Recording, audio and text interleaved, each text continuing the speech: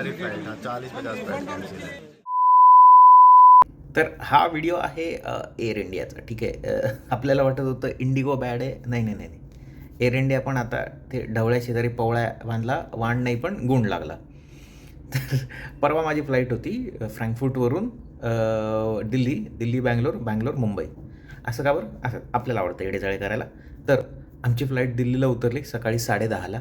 10:30 ते 12:45, 2.25 तास आम्ही विमानातच बसूनच होतो, रनवेवरच, म्हणजे साईडच्या. का? कारण की तो तिथं जागाच नव्हती विमान पार्क करायला.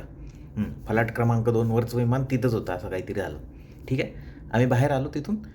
त्याच्यानंतर आम्हाला सांगण्यात आलं, मग माझी पुढची फ्लाईट होती 1 वाजता, ती पण लेट झाली 2:25. म्हटलं बरं झालं. अजून लेट झाली 3:05. म्हटलं अजून बरं झालं. आम्हाला 2:50ला सांगण्यात आलं, नाही ती बँगलोरची फ्लाईट कॅन्सल झाली. का कॅन्सल झाली माहीत नाही. पुढे काय माहीत नाही.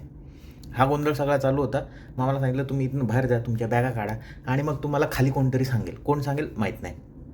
खाली गेलो, आम्हाला सांगितलं तर 8 नंबरच्या याच्यावर जा, तिथं तुमच्या बॅगा आहे. 8ला गेलो, काळं कुत्रं पण नाही तिथं, म्हणजे कुत्र्यांना आतमध्ये सोडत पण नाही तसं.